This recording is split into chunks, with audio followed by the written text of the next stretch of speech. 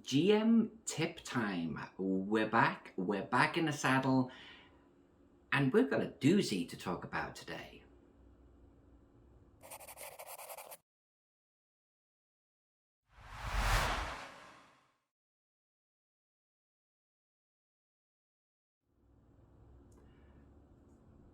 Okay, so I'm actually on a few Facebook and forum groups that talk about playing, DMing in the tabletop RPG sphere.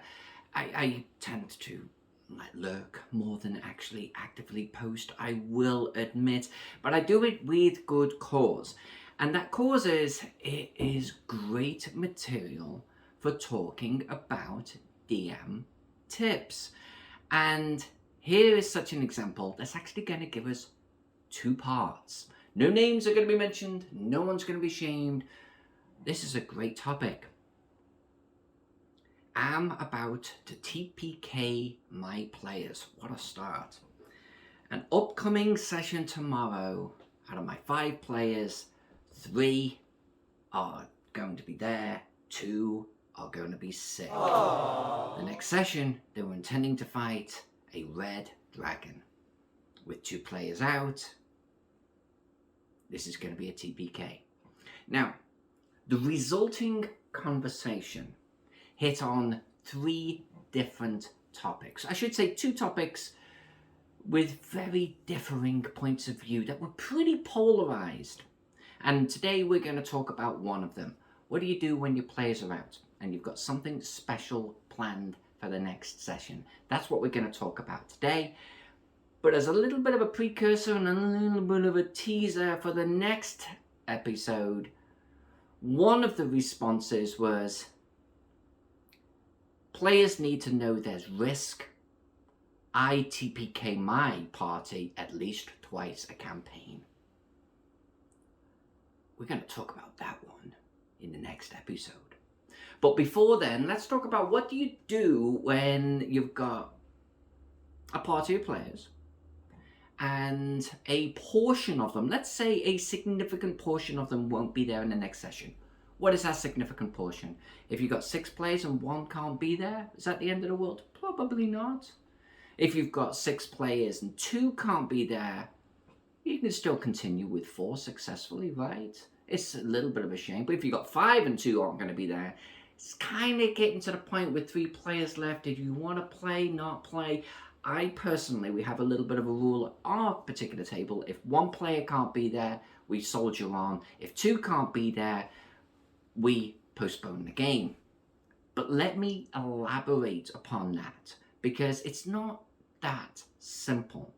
With this particular topic, the GM revealed that we don't run other player characters. And that is really part of the topic that we're talking about here. What do you do if players are out? In my group, we actually do run other player characters.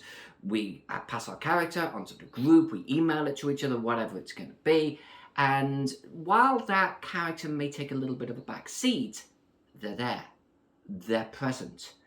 Other players will roll for them. They'll play them, you know. So you're not missing the guns, the skills, or whatever it is that they're bringing to the table. That's how we handle it. Other groups, though, if the player isn't there, the character isn't there. I personally am not a huge fan of that, because, well, it kind of breaks immersion a little bit, don't you think? It's like the party's marching, you know, Lord of the Rings style across the countryside, and 1 or 2 players can't be there the next session, so poof, poof, they disappear. And now there's 3 characters marching across the countryside. What happened to the other 2? Are we going to stop and talk about this for a moment? I feel like it's a little bit, I don't know, a little bit on the nose, shall we say. It's a little bit brute force. I don't like it. You may as well just pass the characters on and sort of, you know, put them kind of second rank, so to speak, but they're there. At least they're floating around the camp still. Each to their own, play it how you will. But of course, if you're going to do the approach of the characters aren't there, if the player isn't there, then you're certainly limiting your choices when it comes to, and I had a big encounter planned for the next session. So let's talk about that. In this particular instance, he doesn't go into detail, but my players are about to fight a red dragon. Okay, so they could be outside a cave, they could be about to leave town, they could be right outside the room in which the red dragon's in and they've just kicked open the door and the spells are all on them and they're about to barge in and the GM went, "We'll pick that up on the next session, kids." Well, that's cool. And now you're worried about part of the group not being there. Part of the characters aren't being there. The dragon's literally just looked over his shoulder and gone, "WTF, mate?"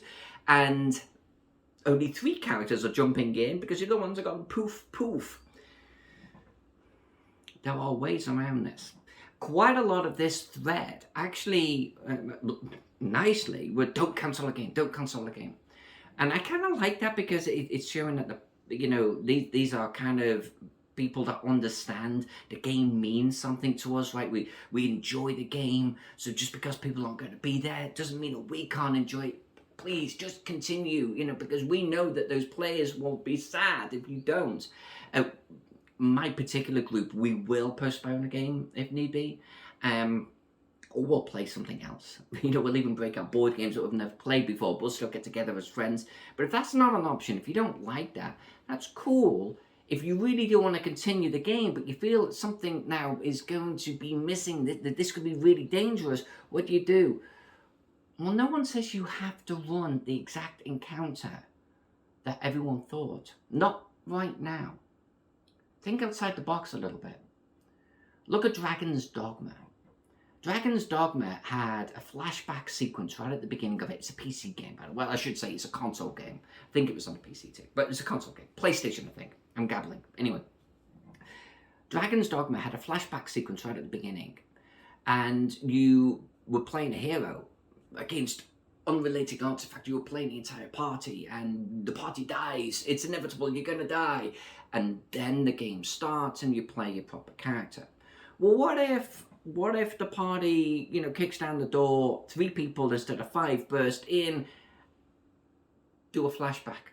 Do a flashback sequence to 3 heroes of yesteryear fighting this same red dragon, but a long time ago. Maybe now in the same cave, but things are different. Maybe out in the open, maybe around a castle, doesn't matter. But it's, you hand out the characters and say, we're playing these. And make it clear that this is a flashback and an opportunity to learn about the red dragon. Maybe the way it fights, the way it thinks, some of its abilities, at least 100 years ago or whatever it is. The point is, you don't have to do that exact big encounter right now with the 2 players missing. If you've got a little bit more latitude, you enter the cave, and the GM has actually scribbled in some extra rooms and encounters that are a little bit easier for 3 people to get through. And then when the 2 other players join us, we can do the big bad fight. What about when the 3 players burst in? There is a fight, but not with the red dragon. The red dragon buggers off and his minions fight. Now the 3 players get through, now the other 2 join. See why I don't like whole sort of the characters disappear when the players disappear? The other 2 apparently come in from being outside relieving themselves or something and say, okay, we're here now in the next session, and they fight the dragon together. You don't have to force through your plan. It does, just because you are like, I've got 5 characters here, they're fighting a red dragon, oh, in the middle I've just lost 2 characters, I've still got to fight the red dragon. No you don't. No you don't. You can still do that next session, Be flexible. Be flexible in your thinking. Be flexible in your planning. Move things around a little bit. Interject something else that keeps these 3 players happy, busy, entertained, and resume then afterwards. Heck, introduce a mini red dragon that's the baby of the big red dragon. Have them fight 2 little dragons. That's okay too. You get the idea. You get the idea. Don't force through your plan. Don't hold on to your plan so heavily in the face of losing players that you start a conversation with, I'm about to TPK my players. We can all be a little bit more flexible in our thinking with that, right? So how would you handle that? You got 5 players, 2 are about to leave, you got 3 left over, you're playing the rule, now you're down to 3 characters. How would you handle this particular situation? Let me know down in the comments below. If you enjoyed this, please consider subscribing. Check me out on Patreon. Love you long time. And I will see you on the next DM tips. Keep rolling those dice.